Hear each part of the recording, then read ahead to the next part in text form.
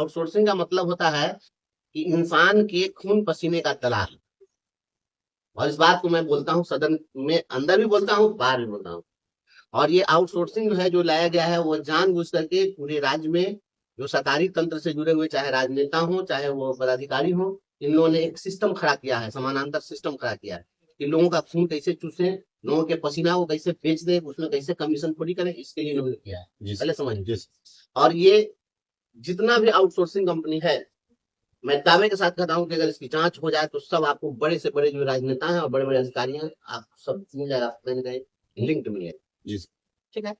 और ये लोग अब आपको जैसे बीआरसी में जितना भी डाटा एंट्री ऑपरेटर लोग बहाल हुए हैं, उन लोगों को 18,000 समथिंग रुपया सरकार दे रही है अब वेतन देने। अब उनको मिल रहा है कितना, तो 8700 रुपया मिल रहा है। और काम 2018 से ठीक 7 साल 8 साल से काम कर रहा है, उसको मिल रहा है 8700। अब पैसा आ रहा है कितना, तो 18,000। तो ये बीच का जो पैसा है ये कहाँ जा रहा है? जीएसटी के नाम पर इंसान के पसीने पर भी जीएसटी लगाया जा रहा है। ये सबसे बड़ी बात है।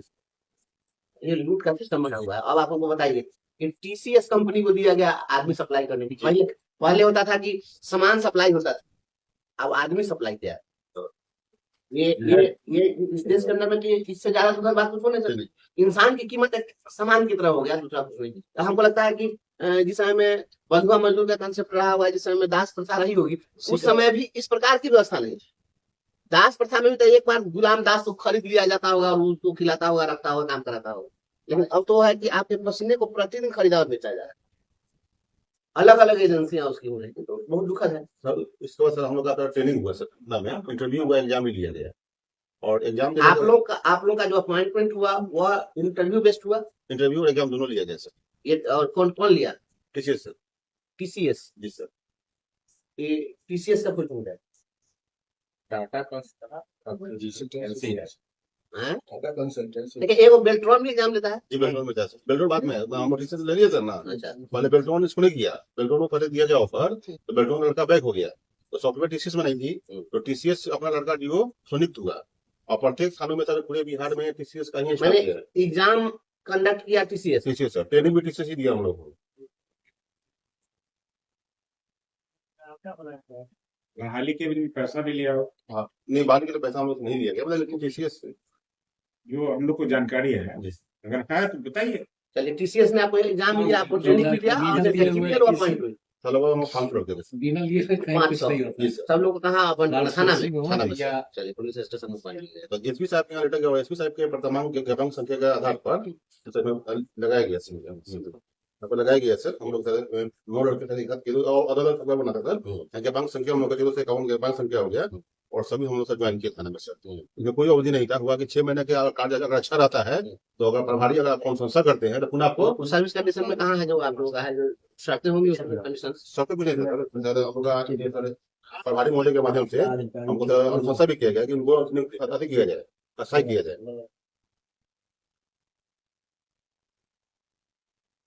ठीक है। आपका जो अपॉइंटमेंट हुआ किस टर्म कंडीशन पर अपॉइंटमेंट हुआ था कि 6 महीना आप लोग का रहेगा, और 6 महीना जैसे कार्य अच्छा रहेगा उसको पुनः फिर आगे कर दिया जाएगा। उसका फिर 2 महीना किया गया, उसका सबको बिना कोई सूचना के अनुवाद किया गया। ऐसे संविदा कर्मी जो है पूरे राज्य में, हम समझते हैं कि सभी विभाग को अगर मिला दें हम लोग तो ऐसे संविदा कर्मियों की संख्या 5 लाख से कम नहीं है। सारा विभाग ये हथेली पर उठा करके नौजवान चल रहा है। किसान सलाहकार के बारे में सरकार कहती है कि हमारे कर्मचारी नहीं होंगे, ये उन्नत किसान। किसान अगर सलाहकार, अगर किसान है कर्मचारी नहीं है, तो इनको ईपीएफ कैसे देते हो? ईपीएफ का मतलब होता है कर्मचारी भविष्य निधि में, तो वो भविष्य निधि कर्मचारियों को प्रोवाइडेड है, तो उसको ईपीएफ आप कैसे दे रहे हैं? ये मैंने कहा ना आपको, जब अंग्रेजी हुकूमत में, जब आप हम कहते हैं बंगाल में, जब अंग्रेज ने जब यहाँ पर मीर कासिम को जब हरा करके और जब बंगाल की सत्ता हथियाई थी, तो उसके बाद में बंगाल को कहा जाता है इतिहास में कि बंगाल कंगाल। कंगाल कैसे हुआ?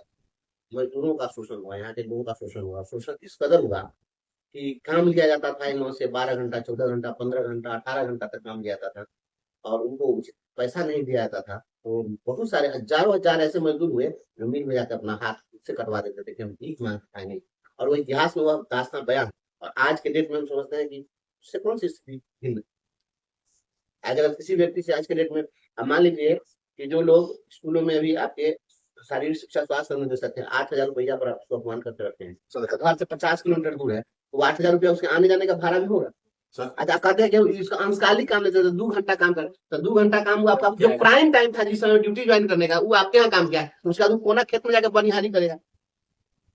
और इसी के लिए हमने कहा कि संविधान नीति, कोई तो एक नीति आप लाइए कि हाँ किसी को आप संविदा पर लिए हैं, तो आखिर उसके जवानी को निचोड़ कर लिए, तो कुछ दिन के बाद आप उसको परमानेंट कर लिए, क्या करिए, पॉलिसी बनाइए। तो इस चीज को ला सदन के अंदर।